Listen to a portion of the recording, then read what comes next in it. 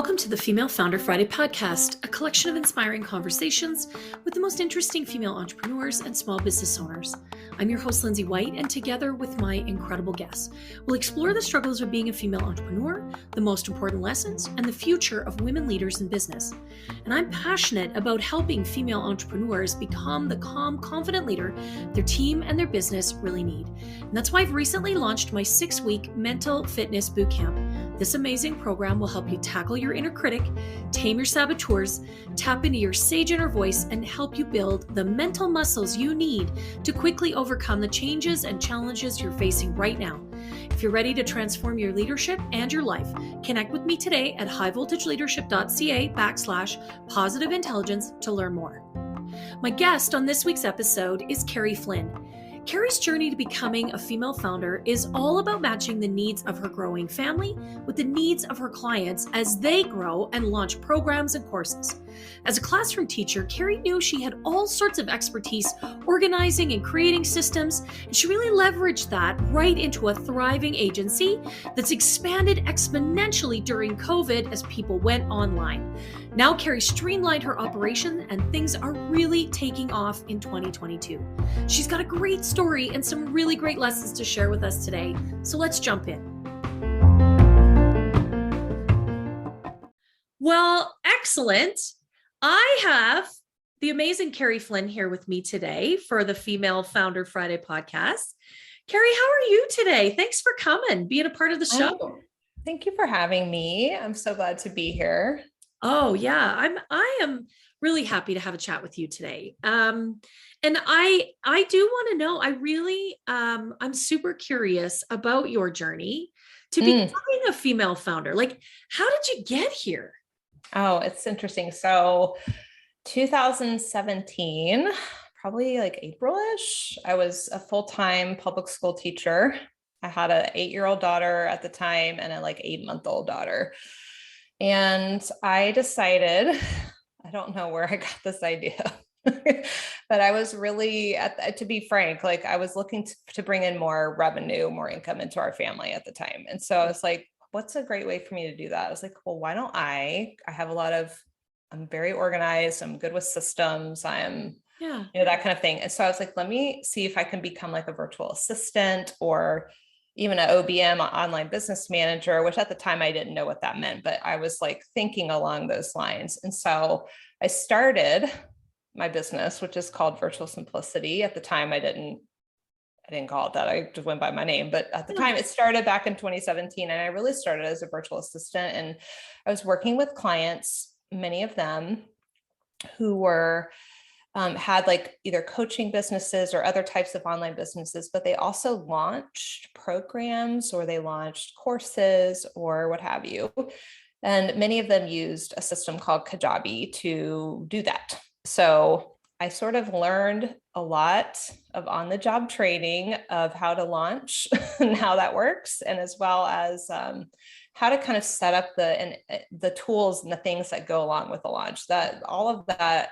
So probably the first couple of years of my business was a lot of just working with people on one-to-one. So I had a lot of more retainer clients, but as my business sort of grew and I had, pretty steady business, I started to see there was a big need for support, and people needed help getting stuff ready for their launch, or there was just a lot of need for just some kind of project-based work. And so that's where sort of Virtual Simplicity turned into more than just me being a support professional and me kind of getting comfortable becoming a kind of CEO of a business, if that makes sense. It was sort of when I started, I was not really sure I ever even wanted to run a business. I was just sort of, I hate that phrase side hustle, but that's kind of what it was, for lack of a better phrase.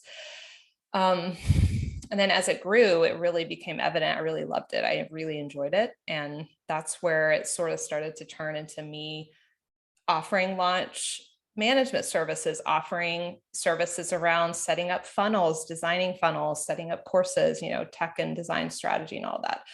So, and then COVID happened and my business kind of grew a lot faster than I would have probably planned for it to grow because it fast tracked a lot of people onto the internet space more than normal times would have done. Right. So I quickly formed a small little agency of a team, and that's how I am where I am right now as a launch strategist and manager, is because I just decided COVID sort of like helped me to, and I was already kind of thinking about this already, but like COVID really kind of sealed the deal that I was like, I'm not really loving teaching. I wasn't sure I wanted to do that forever. And so I just decided, like, I think I'm going to try to get myself kind of slowly back myself out of teaching. And then COVID happened, and that sort of like fast tracked everything. And I had to get real comfortable really quick, kind of taking charge. And so I grew from only making like maybe 25, 30,000 a year to a 6-figure business within a year, while I was still teaching full time. And then it happened again last year where I grew more. And so I left my teaching job in May of last year. So, and I'm got comfortable with my CEO cap on, and so it was a fun little journey, and it's still going on. It's just now it's sort of taken a different turn into full-time business ownership versus kind of balancing those two worlds, if you will. Thank you so much. I really love, I love that story. I love that journey. And the phrase that popped into my head is that you're kind of like me, a bit of an accidental entrepreneur, if you will. Yes. Yes. Definitely. I was not planning. There was no like plans to become an entrepreneur. I don't have some of the quote unquote normal characteristics of it, what you would see described as a traditional entrepreneur. And I don't have training, like my schooling is not in business. I have a psychology degree and a master's in secondary education. So, and I have tons of teaching certifications. Right. So now I do have some certifications now for my business. I'm a certified master marketer and launch strategist, but I wasn't when I started. So so now full disclosure, I come from a family of teachers. My mom was my aunt was a teacher, my cousin's a teacher. Like really, that's a big part of our family. And so I am biased. But I do believe that being a teacher, it might not prepare you for entrepreneurship and owning your own business necessarily, but certainly in order to be a really high quality teacher, you do get a lot of certainly the planning, the organization, the structuring, the leadership. Teachers are leaders. They lead all the time, every day, nonstop. No wonder they're exhausted. And tiny humans who are not cooperative in any way, right? Like teenagers too, which I taught teenagers as well, who are actually programmed to be oppositional and completely defiant, right? Yes. So teachers manage and in stressful situations, high conflict, so I do think being a teacher, you say, well, I had a bunch of teaching certifications, but no business ones. But the truth is you're kind of running a small army in your classroom all the time, right? Definitely helped me to do what I do now really well. I'm pretty good at, launches don't really freak me out. Like they tend to stress people out. I don't get real worked up by stuff like that. I'm used to managing chaotic situations, and I'm comfortable bringing order, and I'm a pretty good problem solver, like troubleshooting problems, because it's what you do naturally all the time. And I taught gifted students as well. So there's even that other element of that too. So yes. And especially when you teach teenagers, when I was teaching, for the first 8 years of my career, when I taught middle and high school, that's a whole, there's a lot of navigation of feelings and emotions and all that too. So having had 4 teenagers, there's a lot going on there. Yep. Bless their hearts. But I love that. I love that, because I think sometimes we short sell ourselves, and we don't recognize all the transferable things we bring to the table Mhm. from previous careers into our businesses. And that actually, when we can be confident about, yeah, like I bring that's different, that's unique. And I just use that skill or that experience or that tool in a different way now. And so Carrie, I really love that. Yeah, I do. I do have it in it. I always tell people when I am working with someone, I'm like, look, I'm going to do this thing. And it's because I taught for so long. So just know, like I always tell everybody, this is why I do this, because it's natural for me to teach to still. So it definitely still comes up like all the time. I think it makes people feel really comfortable, like they're going to be taken care of too. I love it. That helps a lot. I mean, any of the teachers that I know that are truly exceptional ones, Carrie, teaching's a vocation. It's not a job. If you are a really great teacher, it's because you truly love that. And you really have, like, that's really that's the way you operate. That comes from inside. And it's the same thing. I've always said this, you don't go into teaching to make $1 million. You go into teaching because you truly believe in that. You don't become a policeman or a fireman or, any of those, you do those because it's calling. Right. So I love that. Okay. So, your business has grown, since 2017 through COVID, your business has grown, astronomically. I just think that is so fabulous. Yeah. But where have you made mistakes, Carrie? Where have you screwed it up? Like what? Okay, your face just totally, she was like, yeah, I couldn't talk about this. Yeah. Tell us.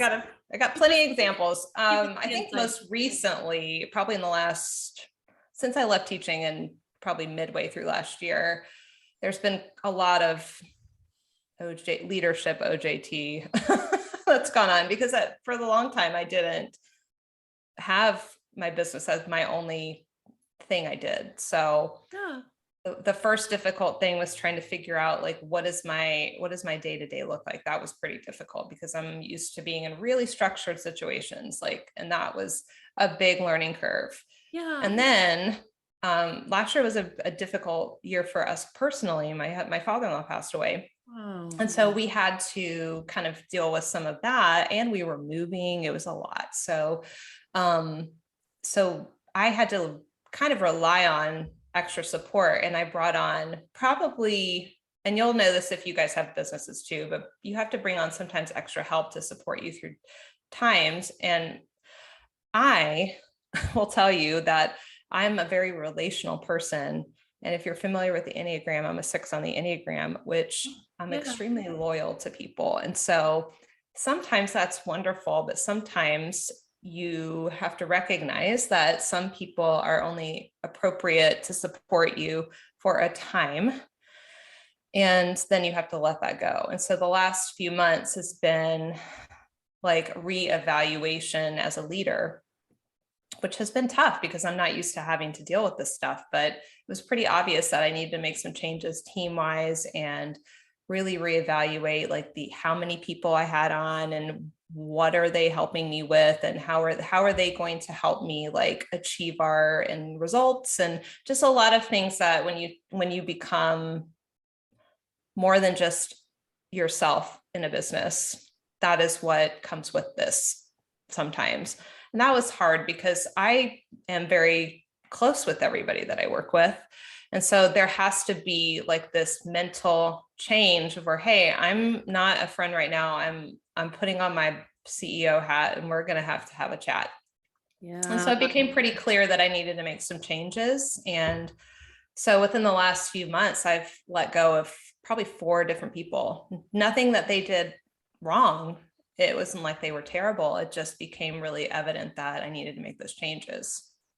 That was very hard. That is not my most favorite, but I have a lot of practice with difficult conversations over the years. And so I know how to kind of be true to myself and be kind, but also be like, hey, I'm sorry, but we have to part ways, which is not I hate those conversations.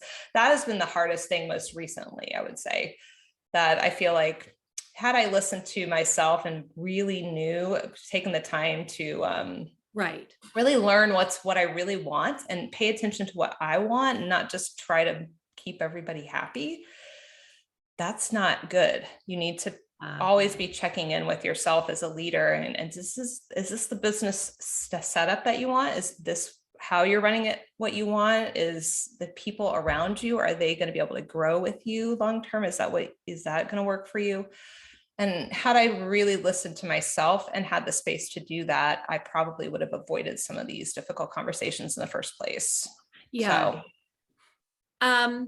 First of all, let me say thank you, because although I think as female founders, we laugh and we're like, oh yeah, I got 1,000 things I've totally screwed up, which, do you want to just talk about yesterday? But these are like, this is deeply personal stuff. Oh yeah. These are serious things that have gone on that are really bad. Well, I made mistakes in. They were hard. Yeah. And they still, I can tell by the look on your face, they still pinch a little. Yes. Well, they're very not brand new, but it's just like, we're figuring it out. And so there's times where you're building the plane while it's flying. That's kind of being an entrepreneur in a way. Yeah. And so you kind of have to make changes. I don't know if you guys are not from Florida, but there's a ride at Disney in Hollywood Studios, the Millennium Falcon ride. And in that ride, you basically, part of the ride is if you crash the plane, you have to repair it while you're flying. And it's very entrepreneurial. So you have these people trying to engineer the fixing of it while the people are still trying to fix it. It's the most accurate visual of trying to be an entrepreneur. I love the chaos, but I love it.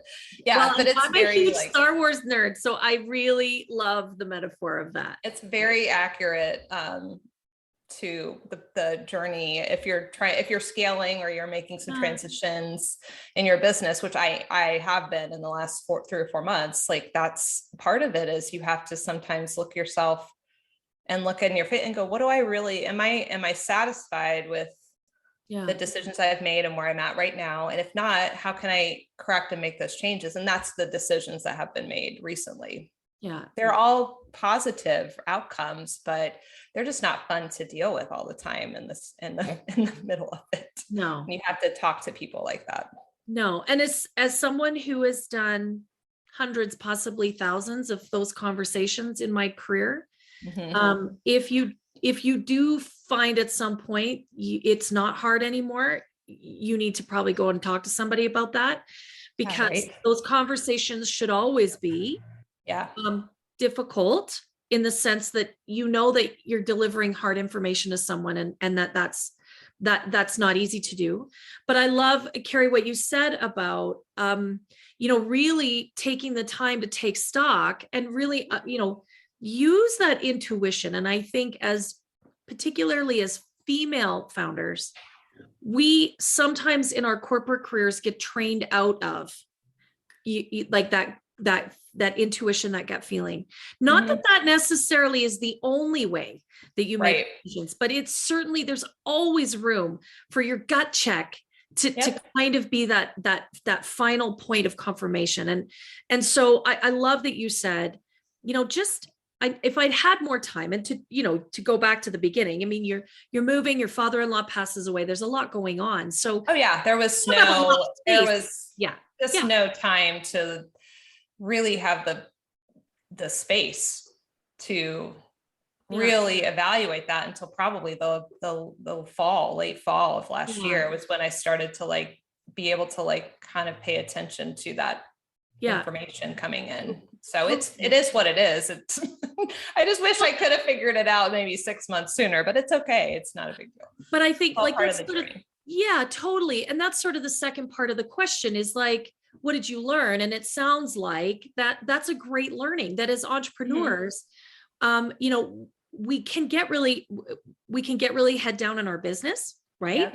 We can also, we're human beings. And so we're trying to blend our work and life together. And sometimes those things get really loud and really busy. And that's the lesson. We do have to we have to have space to think, to be creative, to be innovative, and to really listen to that intuition. So I think you sort of nailed it. That's a great articulation of a great lesson there. I think you also said something, Carrie, that was really interesting. Like you'd formed real relationships with these people. Very. Yeah, And that's a big deal to me.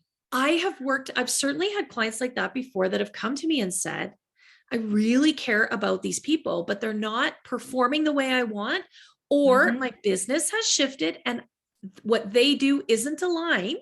Yeah. And that is really hard, especially in these small organizations. Yep.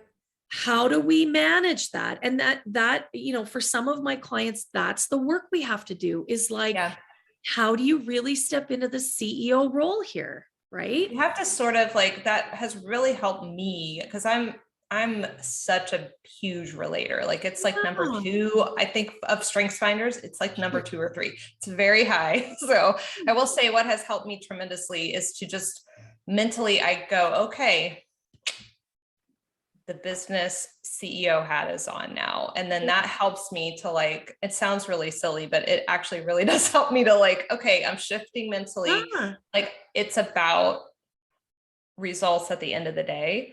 But I do deeply care about culture. That's so important, of course, but also it's a business and I have to make sure that they're able to move forward, as you said, move forward with me. The results are being like hit and all the things. So they all need to kind of balance each other. So, cause we can still be friends and not work together, and that's okay. Yeah. And I Which has been the case for me. We've all remained friendly. Right. It's been no issues. Yeah. And it just reminds me of a phrase. It's a Brene Brown phrase, and she talks about clear as kind.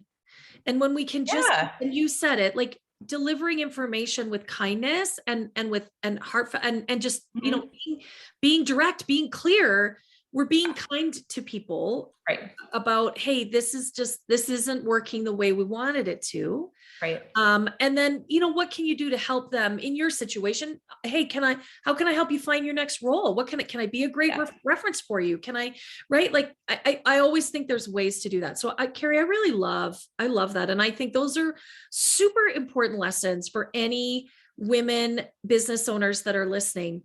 You do that CEO hat. You have to step into that. You have to think differently. Don't resist it. It's tempting. For some people, it is a little easier to be in that space than others. But if it's difficult or you don't feel like the right type of personality, like I did, to do that, you just have to sort of go, okay, this is what we're doing now. And you can be the CEO that you want to be, but there's still like, you still have to make those, it's your business at the end of the day. So you get to decide what it looks like and where you're going to go. Well, and a little shameless plug. If you are struggling with that, if you are struggling to get out of the details, the day-to-day, the tactical pieces of your business and into that CEO mindset, consider working with a coach, right? Because coaching. Please go get coaching. Call me. Please, I beg of you, please get with Lindsay. Coaching is what has kept me from falling apart. It's very important. So invest in yourself. Like and get someone who's the right fit. Don't just go and find some business coach on the internet, on Instagram that's doing what you like. Really find someone who is really you can connect with, and you can create the space for you to really and bring you to that place where you can say, okay, I'm going to be a CEO now. And they really challenge you, because we all need that person that is going to say, hey, wait a second, I'm going to challenge you to look at that differently, or I'm going to bring you a different perspective. And we all need that. So, shameless plug. If that's something you're struggling with, send me a message. If I'm not the right coach for you, that's cool. I'll help you find one, but you do not need to suffer alone. Oh my gosh. Yes. Please invest in yourself. That's been a huge gift I've given myself over the years. So important. I love it. And no wonder you're moving forward in your business so quickly, Carrie, because you have invested in yourself. And the truth is, if mama ain't happy, business ain't going well, right? Like, let's just be clear. Trust me on that. Right? Trust me on that. Business thrive if you're not thriving. That's right. It really does. They really do go together. Your mindset is such a huge part of how it's going to go forward or not if you don't deal with it. It is so true. It is so true. I just, so what wonderful things to offer to everyone that's listening today. Carrie, I mean, you know, you're seeing the ebbs and flows in your team. You're seeing the ebbs and flows in the way you operate and how you're embracing that leadership role. So I want to ask you, like, what does leadership mean to you? Right? What does that look like for you? I used to really struggle with this because I didn't think I was a leader.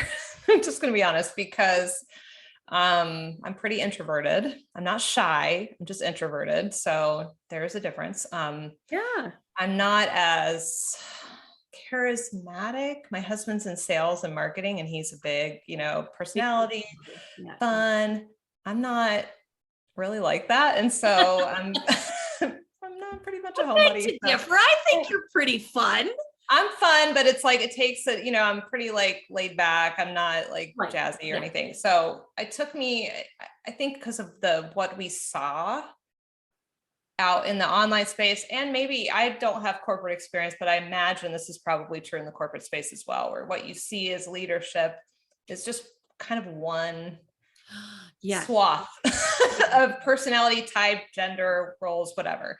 Yeah. So I, for a long time, just never I kind of was resistant to it. I will be honest, for a while, but I've gotten into spaces recently in the last year or so where I've seen women like myself, people who might be personality types like mine, or who have backgrounds like mine, or who have children. I have 2 kids, and I've seen women like myself have these kind of leadership roles, and it kind of allowed me to kind of consider myself, oh, okay, so maybe I can be a leader. So I sort of look at being a leader is in a way of me being able to, number one, relate and be a supportive, teacher to the people in my space. So I do look at it kind of from a relational perspective, like how can I show and help other people who are in my space, whether it be my team, of course, or also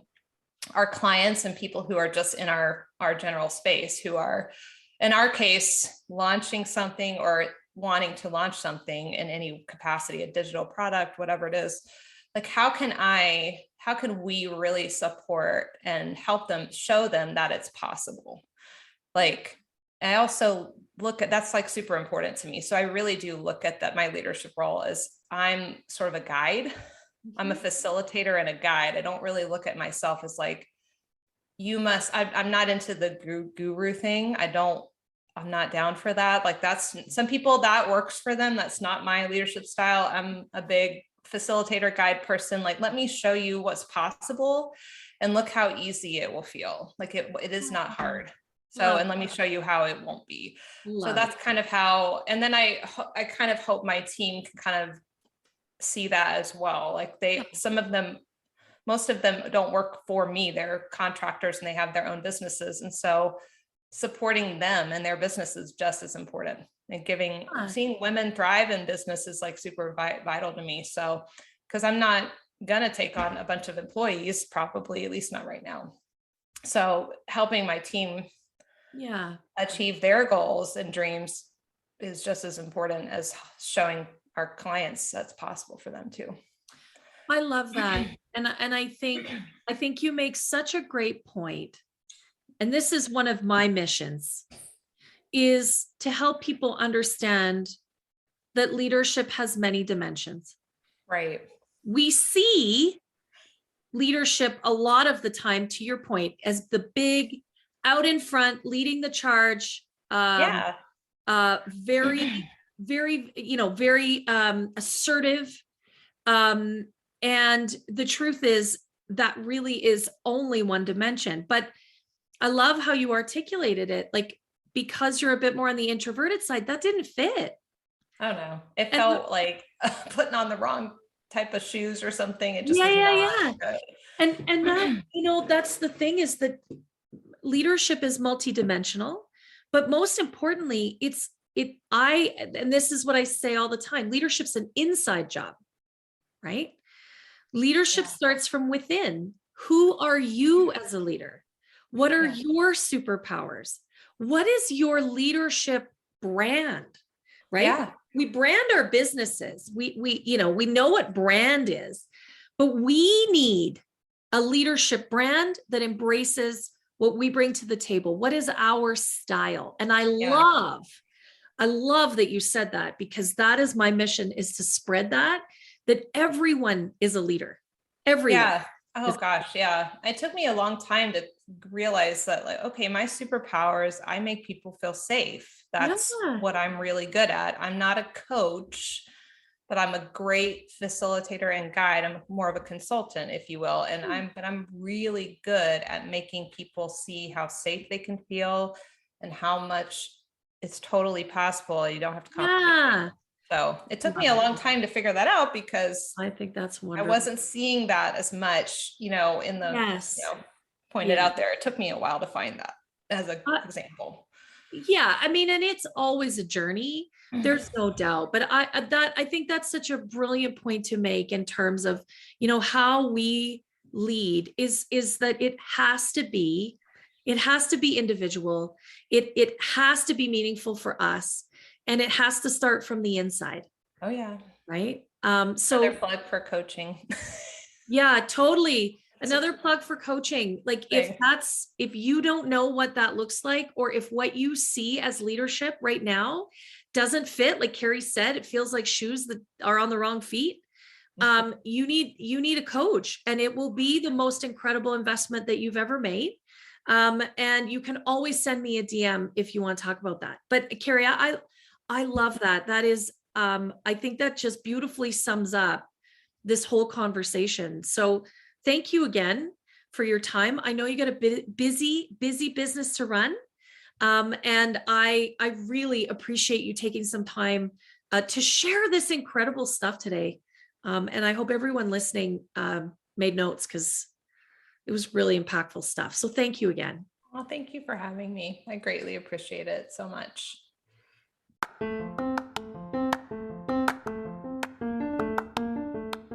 To everyone tuning in today, thank you for listening to the Female Founder Friday podcast.